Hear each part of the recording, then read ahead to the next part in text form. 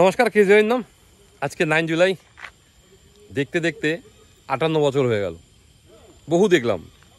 আর লাইফটাকে না আমি অনেকটা ট্রেনের মতো দেখি, যে এই 58 বছরে বহু লোক মানে আমার জীবনে এসছে, আবার বেরিয়ে গেছে, এবং এইভাবেই চলছে জীবন, এভাবেই চলে ট্রেনের মতো। আপনি যখন একটা কোনো এখান থেকে একটা জায়গায় যাবেন, ধূপগুড়ি থেকে যখন কলকাতার দিকে যাবেন, বহু ট্রেনে বহু লোক উঠবে, বহু লোক নামবে।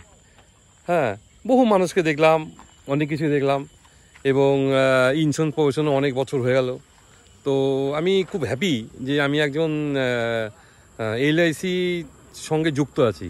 মানে আগে সবাই বলতো যে এলআইসি এজেন্ট, আমি বলি life address LIC of India. এই যে আমার যে ট্রান্সফরমেশন, সেটা প্রথম শুরু হয় দীপ্ত সরকার, রাজীব বসাক, কাঞ্চন দাশগুপ্ত, এদের হাত ধরেই আমার একটা ট্রান্সফরমেশন আসে। স্টাডি সার্কেলে যাই, তারপরে ফরচুন মেকার্সে যাই, এখন কাজিম স্যারের সঙ্গে যুক্ত।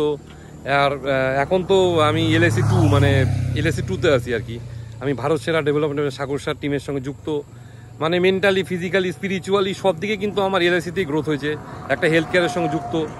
মানে এমন এমন মানুষকে জীবনে পাইছি, এবং তারা আমাকে যা বলছে আমি সেটাই মেনে চলি।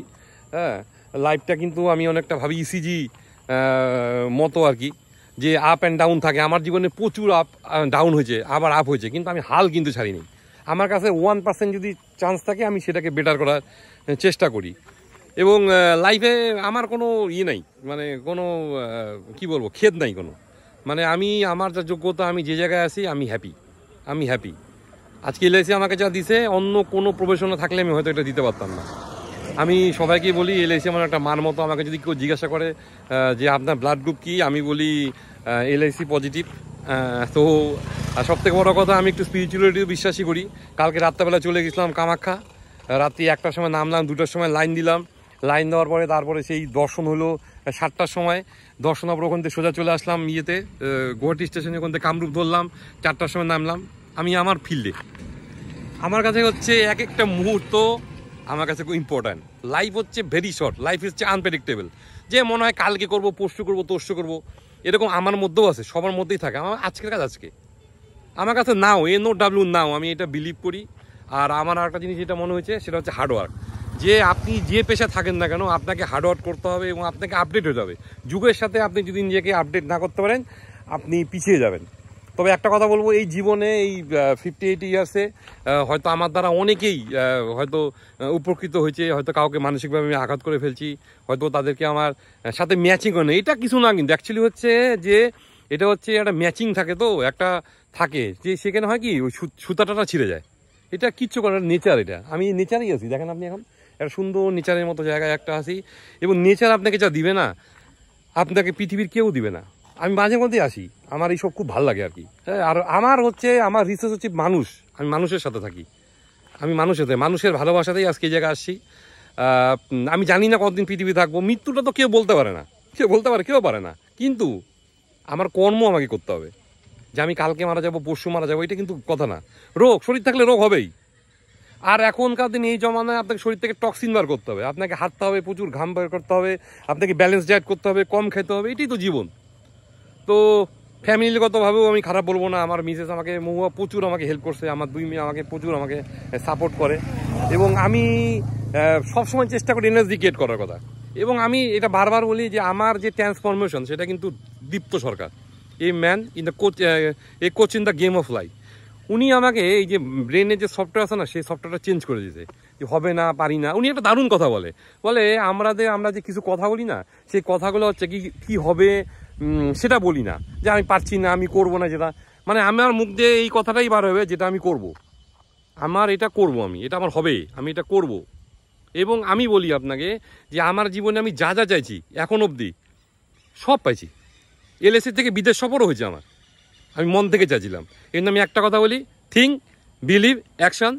তো আজকে আমাকে সারাদিনে আমাকে শুভেচ্ছা বার্তা অনেকে পাঠিয়েছেন, আমাকে অনেকে ফোন করেছেন, ঠিক আছে।